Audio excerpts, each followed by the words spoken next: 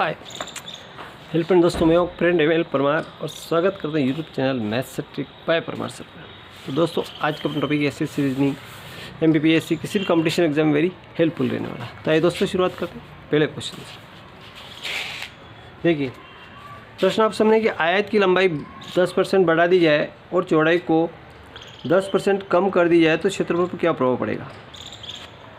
देखिए प्रश्न आप सामने ये जो आयत है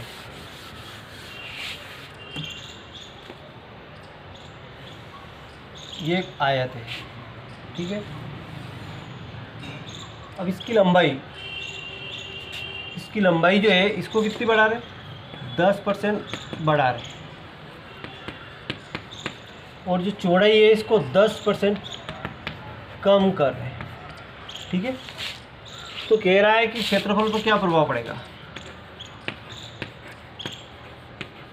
क्षेत्रफल पर क्या प्रभाव पड़ेगा, ऐसा प्रश्न आप सामने आ जाता है। तो कैसे सोल्व करेंगे, देखिए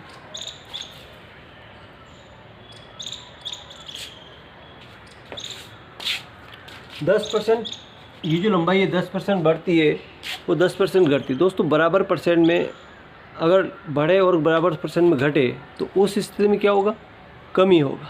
क्या होगा, कमी होगा।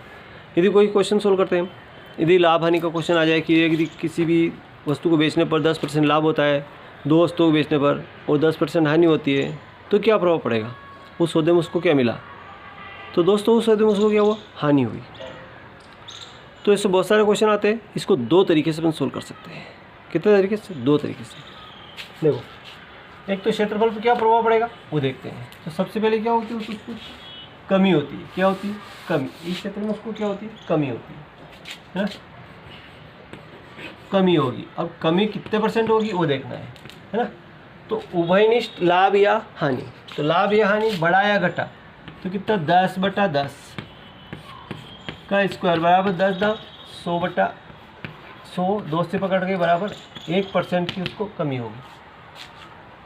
1% की उसको क्या होगी, कमी होगी। एक तरीका तो ये होगा।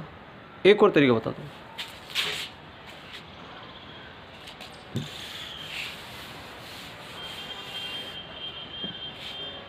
एक और तरीका, x + y + xy/100, एक तरीका ये होता है। x + y/100।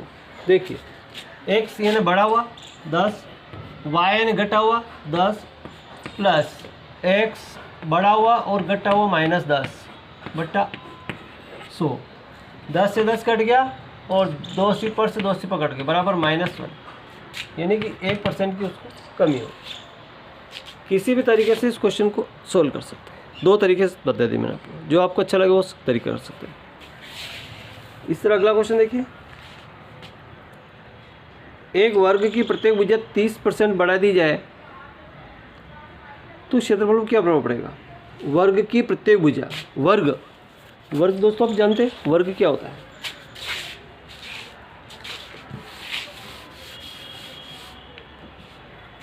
ये एक वर्ग है,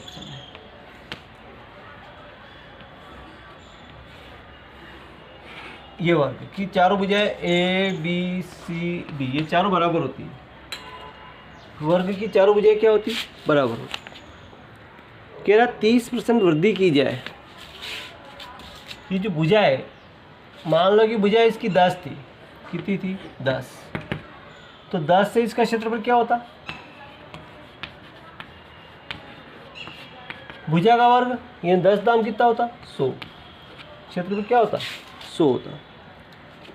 अब इसमें दोस्तों 10 का 30% वृद्धि हो रही है, तो 10 × 30% बटा 100, 2 सिपर, यानी कि 3 की वृद्धि हुई। कितनी वृद्धि हुई, 3 की वृद्धि हुई। तो 3 बढ़ी तो 10 पर 3 बढ़ी, यानी 13 कितनी होगी, ये भुजा कितनी होगी इसकी 13 होगी। अब 13 से इसका क्षेत्रफल निकालें तो क्या होगा दोस्तों, 13 का स्क्वायर, 13×13 169, तो 169 में से पहले वाले का 100 था, घटाया तो 69% उसको वृद्धि होगी।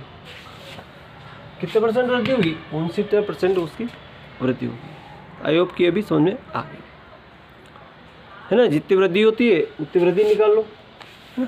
अगला देखिए,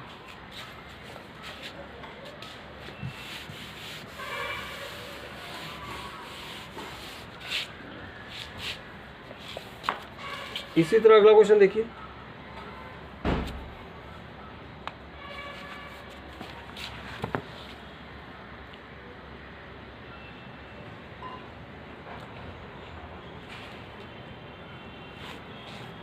अगला क्वेश्चन क्या कह रहा है कि एक आयत की लंबाई 60% बढ़ा दी जाए और क्षेत्रफल को कितना कम करे कि चौड़ाई को कितना कम करे कि क्षेत्रफल को कोई प्रभाव नहीं पड़े, क्षेत्रफल पर कोई प्रभाव नहीं पड़े।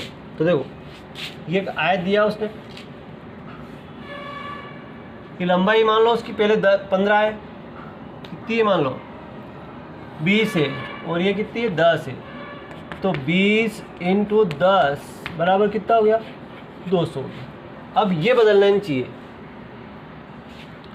यहाँ उसकी कितना लंबाई में कितना 60% की वृद्धि करें, तो इसमें अगर 60% वृद्धि करेंगे तो कितना हो जाएगा 2 पर 6 दूनी 12 और 20 और 12 कितना होगा 32। पहले 20 था और 6 दूनी 12, तो 20 और 12 कितना हो गया, ये तो 32 हो गया। अब इस चौड़ाई में क्या कमी की जाए, मान लो कि चौड़ाई 10 है,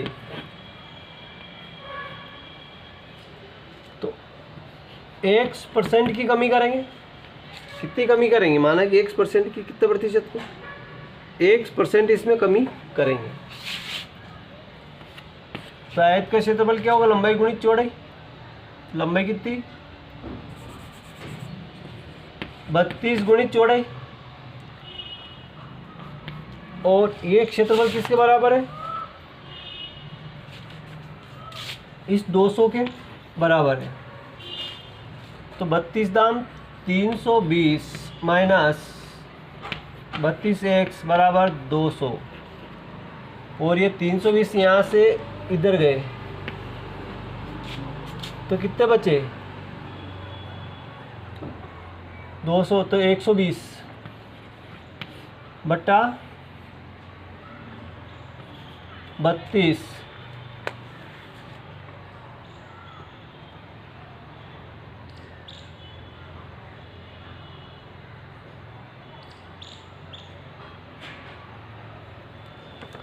और 4 से काटा 800 काटा 8, देखो 8 चौक 32 और 8 एकम 8 और यहाँ से 4 40 8 5 40 15/4, और 15 में 4 का भाग देंगे 4 तरी 12 और 3 बच्चे 0 4 7 28, यानी कि 3.75% की इसको वृद्धि कमी करनी पड़ेगी। 3.75% की अगर कमी करेंगे तो वो कोई फर्क नहीं पड़ेगा।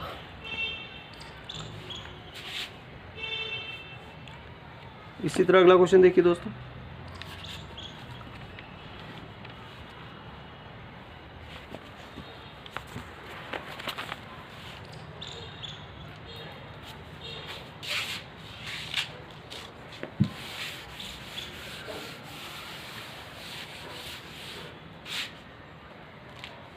देखो एक क्वेश्चन अगला है कि एक व्यापारी ने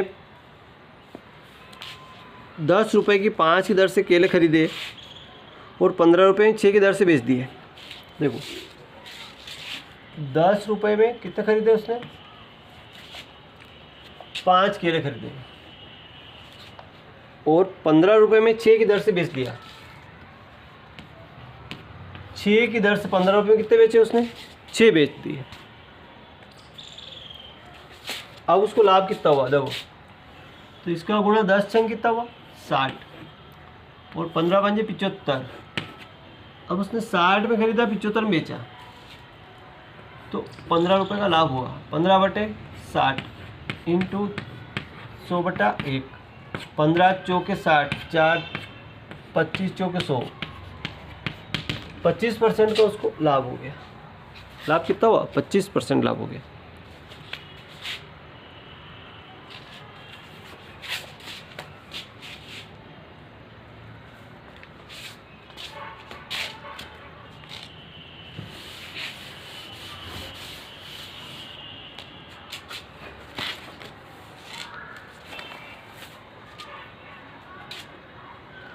इस तरह से क्वेश्चन बड़े आसानी से कर सकते हैं।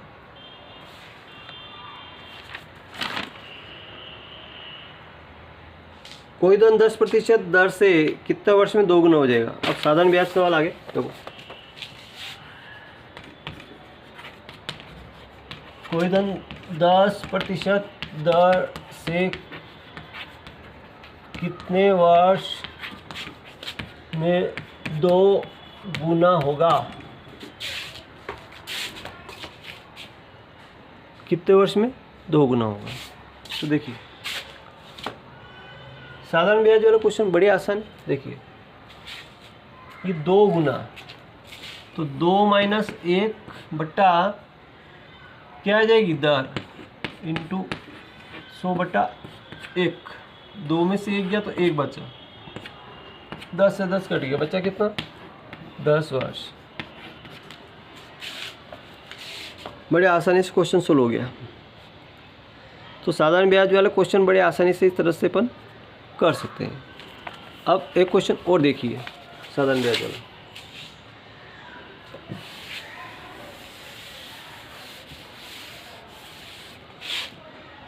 देखिए कोई धन 6 वर्ष में 8 गुना, तो कितने वर्ष में 22 गुना होगा। देखो 6 वर्ष में कितना हो रहा। देखो तो इसमें 2 तरह से इस क्वेश्चन को सॉल्व करेंगे। देखो 6 वर्ष में 8 गुना, तो कितने वर्ष में 22 गुना होगा। तो साधारण ब्याज वाला क्वेश्चन है। 6 वर्ष में 8 गुना, तो कितने वर्ष में 22 गुना होगा। तो देखिए 2 बार, एक बार 8 गुना हो रहा है, एक बार 22 गुना हो रहा है। तो पहले 8 गुना, तो n1 - 1 अपान n2 - 1 बराबर T1 अपान T2। ये फार्मूला लगाएंगे T1 अपान T2। तो देखो पहली बार कितना 8 गुना हो रहा था, 8 - 1 बट्टा दूसरी बार 22 - 1 बराबर 6 वर्ष। 6 बट्टा T2, 8 में से 1 गया तो 7 बचा, और 22 में से 1 गया तो 21 बचा। 7 से काटा 7 21, 6 18, T2 बराबर 18 वर्ष।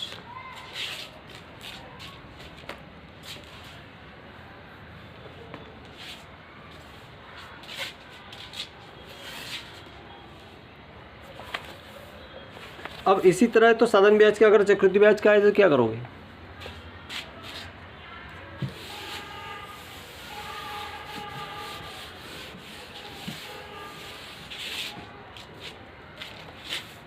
देखो चक्रवृद्धि ब्याज में कोई धन 4 वर्ष में 2 गुना, कितने वर्ष में 16 गुना होगा। अब चक्रवृद्धि ब्याज आ गया।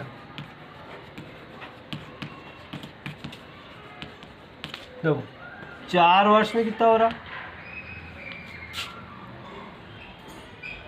2 गुना, कितने वर्ष में 16 गुना होगा। और चक्रवृद्धि ब्याज का क्वेश्चन बड़ी इजी है। देखो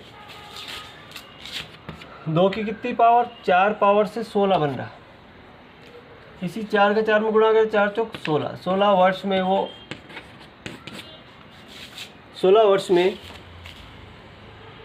कितना गुना हो जाएगा, 2 गुना हो जाएगा। आई होप के क्वेश्चन समझ में आ गए हो। अगर वीडियो अच्छा लगा लाइक करें, चैनल सब्सक्राइब करना भूलें। Thank you.